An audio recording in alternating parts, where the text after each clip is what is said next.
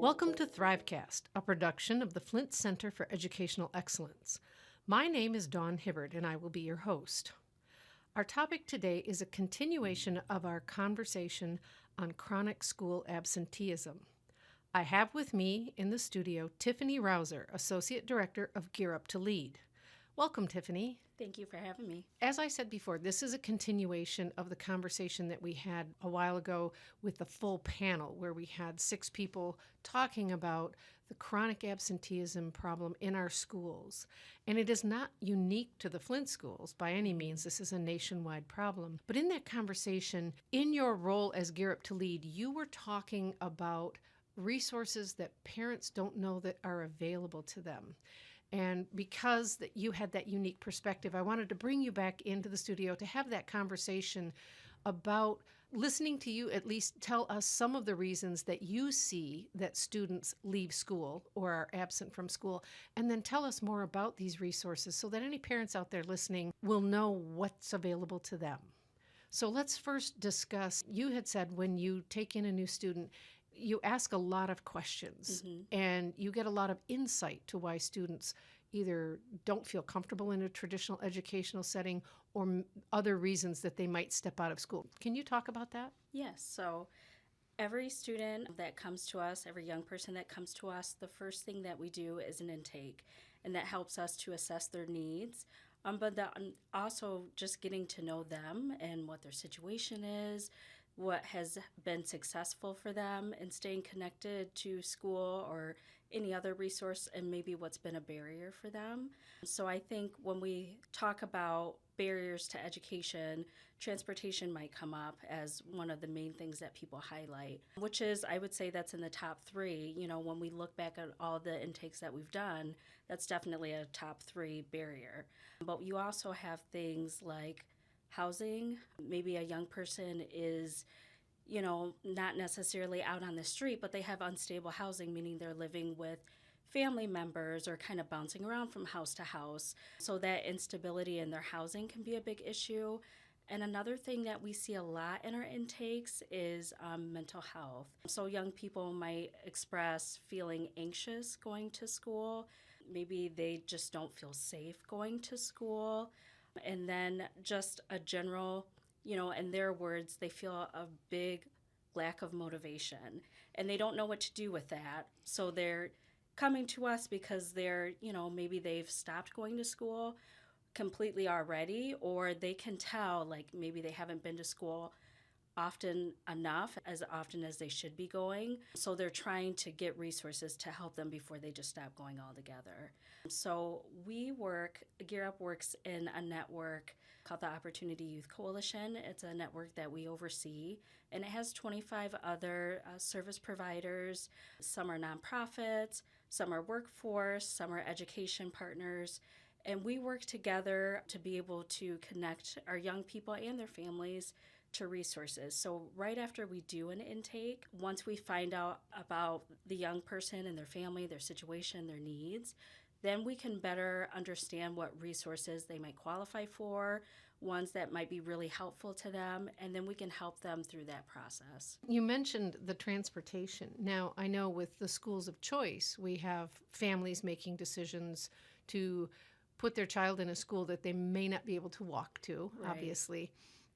And you did mention in our earlier conversation that Gear Up to Lead arranged for a bus pass for a student who did not wind up entering into the Gear Up to Lead program, but went to a more traditional school. Yeah. Is that what your partnerships are helping you be able to facilitate for these students? Yes, so because our focus was on young people who had dropped out of school, we had to start thinking, well, how can we keep them from even having to come to us and say we're out of school? So we had to be proactive. So when we had a lot of young people who were Flint-based, but, doing school of choice, they're going to Grand Blanc or other schools that aren't necessarily in Flint, and they were saying, we go there, but we don't always have a consistent ride there. So they came to us needing help, and because we wanted them to stay in school, we agreed to help them with bus passes. So during the school year, we can help them get to school. Now, you also mentioned that sometimes, through whatever circumstance, a student might be expelled from a school or a school system, and that parents, and I would be one of those parents, what would be your next step? I mean, I, as a parent, I would not know where to even begin if my child had been disenrolled and what my next step might be. Right, yeah. And it's a lot of things people don't think about that until it happens to you and you don't know where to turn. So that's another thing we've started to do is try to go into the schools and partner, with whether it's a counselor or any kind of school admin to let them know about our programming and if they have a young person that needs resources, if it's something that we can't provide directly, that we can connect them to resources. So when a young person is expelled from school or, leaves school, the school might not always be required to give them any other options. So the young person and their family, they feel quite abandoned because no one has an obligation to tell them where to go next. So we see a lot of young people like that. It is a tricky situation. Some schools won't take you during an active expulsion, things like that.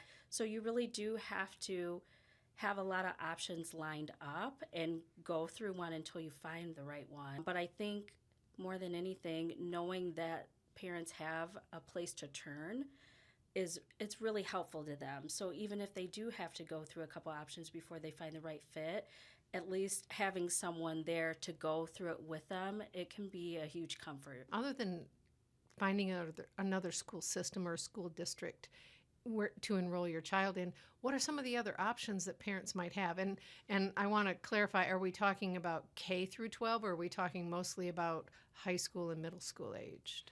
So we at Gear Up to Lead, we focus on high school age and then even young people all the way up to age 24.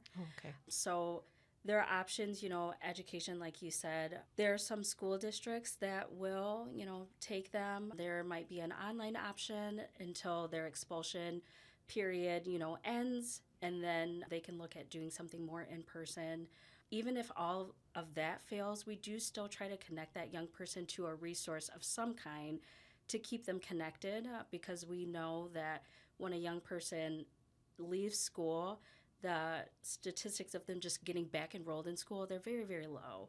So we try our best to get them connected somewhere, whether it's a mentoring program or anything like that, a sports program, so that they can still have that community and that connection to resources so that when the time does come for them to be eligible to get back into a school, that they're still connected and we can get them on the right track.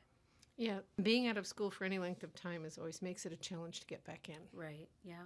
I used to work at Mott College, and there were multiple programs on the campus that helped students step back into education. And one of those was there's the Mott Middle College, which is a high school technically, but they do serve Olive Flint. And then there was a program where students who had been out for a period of time, and I think they had to be out more than 6 months, they could step back in. Okay, And that's great. yeah, and it was when you said mentor program, that's what made me think of it because it was highly mentored. They had to meet with their mentor every day, so there was that attendance requirement, and it really did for a number of students that I talked to. It was exactly the fit they needed. Right, yeah, and I think that can be a really discouraging time if you think of a young person who goes to school and all of a sudden something happens and they are disconnected from their friends, they're disconnected from their teachers and just the familiar place that school is, and then you kind of have nobody all of a sudden. So especially, like you said, that mentoring piece, having someone that's dedicated to you and can help you go through how it might be affecting you being out of school or whatever, it's really important to have that connection to be able to help you get on the right track because it's hard to go through something like that alone. Now tell me a little bit more about Gear Up to Lead because you have talked about you have students that your program is, and I don't know how to describe it, but you have students and you meet with them. Yep. So we specialize in helping students who are online based. We know that ever since COVID, online learning has boomed, and a lot of young people are doing their core classes online, which is great for a lot of people. It provides a lot of flexibility and the ability to work ahead if you've been behind, which is how a lot of young people get in there. I know I mentioned young people who might have mental health challenges like anxiety, and being in big schools is hard for them. So that online piece is really something that can be useful for them. But online learning comes with its own challenges. You have to be very disciplined to stay on pace because you don't always have a teacher or someone built into whatever schooling system you're using that's helping you pace. So at Gear Up, that's what we do. We have students who are learning online, but they see us throughout the week. So we mentor them. We help them pace their classes, so to help them finish their classes on time, to meet their graduation requirements.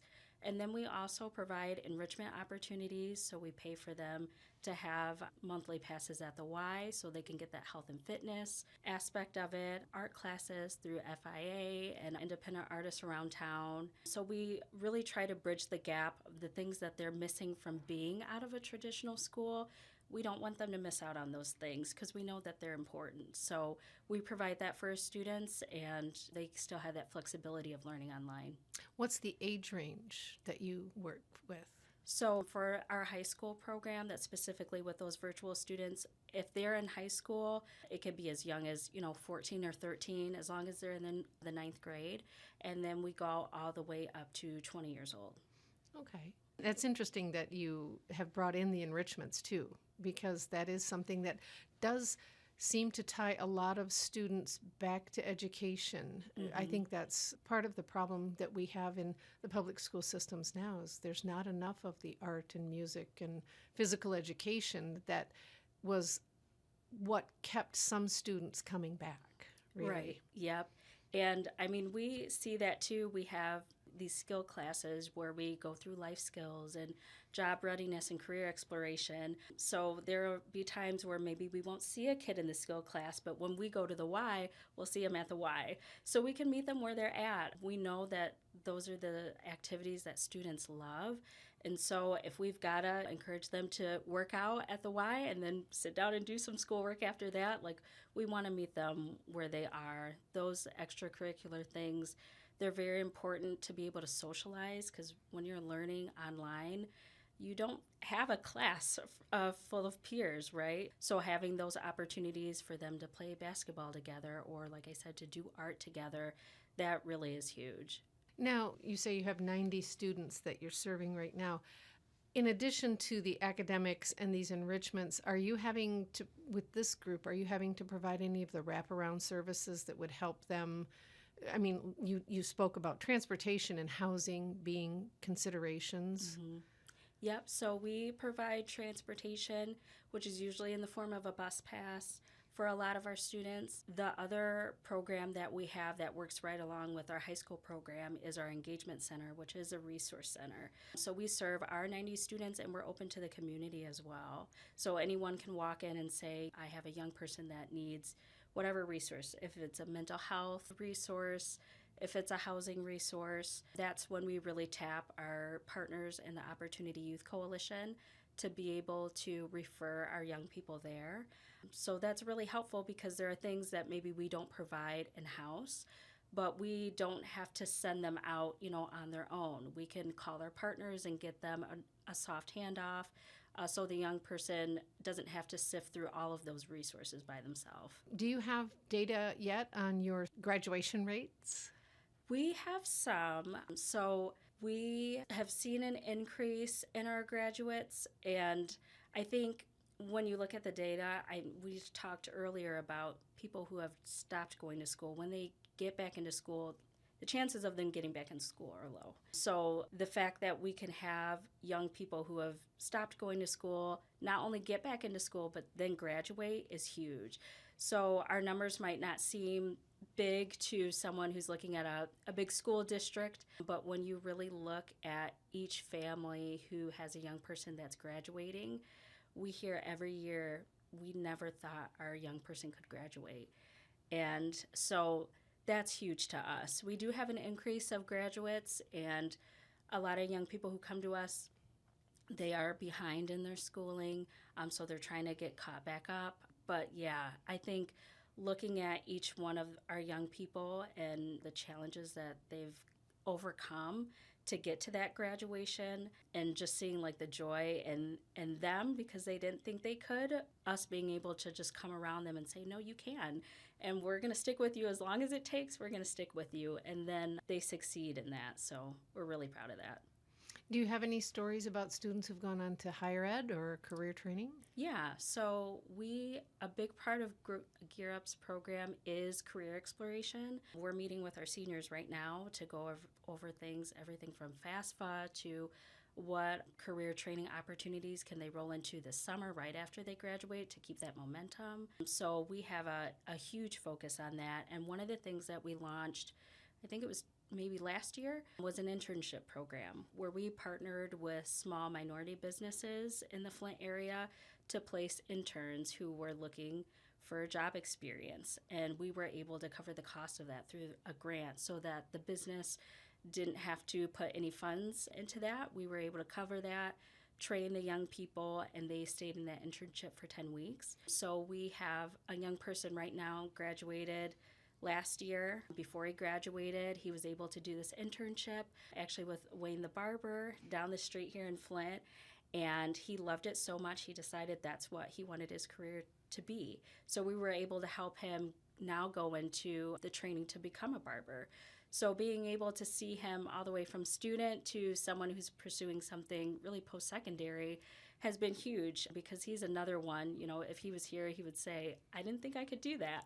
But we knew that he could. And seeing him grow throughout that process, it's been awesome to watch. I'm hearing a theme here. It sounds like you get a lot of students who don't think they can. Yeah. And you guys, your organization is the one that's helping show them they really can do this. Right, yep. And our students, all of them, they're so amazing in that they can do so much. And it could be the circumstances that they've come from, it could be their own internal struggles they're dealing with. Whatever it is, we let them know, like, you're already great. We're just here to help you break down some barriers and do the things you want to do. So when they see that they have dedicated people in their corner, it does empower them to push down barriers and to reach for their goals. And we're also very practical about it too. We know that success takes planning. So that's why we do those skills classes that I mentioned earlier, where we walk them through, how do you set a goal? Like, what does that look like to plan for your future? If you want to be, whatever it is, whatever career you want to go into, well, what does a training look like for that? And then after the training's done, what does the job look like that career-wise? So we really try to walk them through the nitty-gritty of it so that they know it is a process, but it's something that can absolutely be done. Yes, I think it's in our digital age, it's harder for people to understand there is a process to things. Right. There are multiple steps. It's not just point and get. Right. Yeah, everything is so instant now. Sometimes it feels like waiting a little bit. It's hard. So we talk about that too, but good things do come with time. And time goes a lot faster than you would think. So we try to put it in perspective. Yep. Don't blink. Yeah. Well, before we close, I want you to tell people how to reach out to Gear Up to Lead and where your downtown office is. So you can reach us. We are located at 141 West 2nd Street, downtown Flint. We're there Monday through Friday. And you can just walk in, or you can call us. Our number is 810-545-7070. And our website is gearupflint.com. Thank you so much. Tiffany Rouser, Associate Director of Gear Up to Lead, has been with us today to talk about some of the reasons that students step out of education and what resources are available to those students and their families. You have been listening to Thrivecast, a production of the Flint Center for Educational Excellence.